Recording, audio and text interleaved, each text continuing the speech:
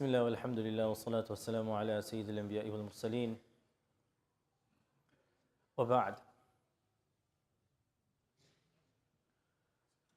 There are some things in our lives, if we are particular about them, then everything else in our lives will become straight and correct.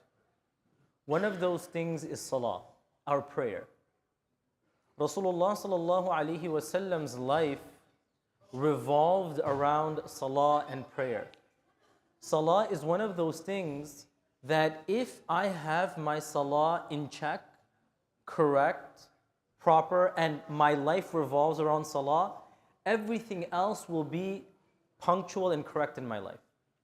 So to give you an example, subhanAllah, I have a relative of mine, one of my uncles. He's extremely punctual about everything.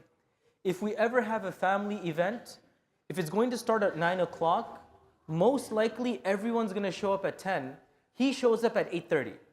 If there's ever a doctor's appointment, my cousins always complain. If there's ever a doctor's appointment, then if the appointment is at 9 o'clock, they're going to leave at 8 o'clock.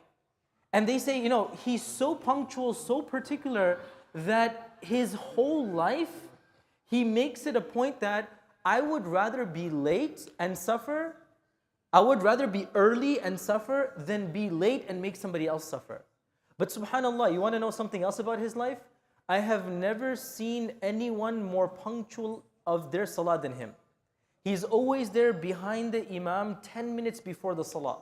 I remember one day he was at home, our Asr salah was at 6:30 and I was taking a nap. I went to sleep at 5 o'clock. I was exhausted that day. I went to sleep at 5 o'clock, my eyes are about to close, it's 5:20, I hear a knock on my door. Salah is at 6:30, I hear a knock on my door. And I just wake up, I'm like, what happened? Is it emergency? I opened the door, I see my uncle and I said, okay, everything all right? He's like, it's almost Salah time. I said, there's an hour and 10 minutes left. We prayed Dhuhr like 2 hours ago. He's like, no. If you're going to sleep right now, you're going to miss Takbirah Ula. SubhanAllah, I say this lightheartedly, but once our lives are revolving around Salah, everything else is going to be punctual. SubhanAllah, I mentioned this before. If there's somebody I know who's punctual about their Salah, they're there in Takbiratul Ula, they never miss a Salah, I don't have a fear if he works under me that he's going to be late.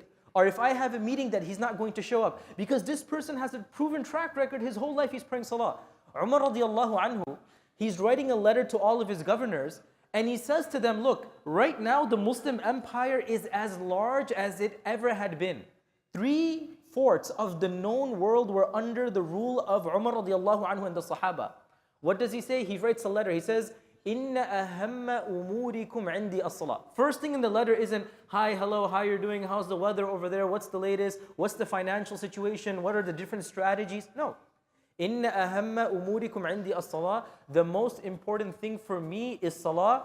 You as a governor, before you tell me how your subjects are doing, tell me, are you punctual about your Salah or not? And subhanAllah, even people who are complaining, when they complained to Umar radiallahu anhu, the first thing they complained about a governor was, he doesn't pray his Salah. So Salah is such an important facet of our lives that it's the promise of Allah and His Messenger that if we straighten out our Salah, everything else will follow suit. May Allah subhanahu wa ta'ala give us a tawfiq of bringing Salah at the center of our lives. May we prioritize Salah over everything else that we think to be important, and may Salah be our ticket to Jannah. Ameen ya Rabbil Alameen. Jazakumullah khairan. Wassalamu alaikum wa rahmatullah.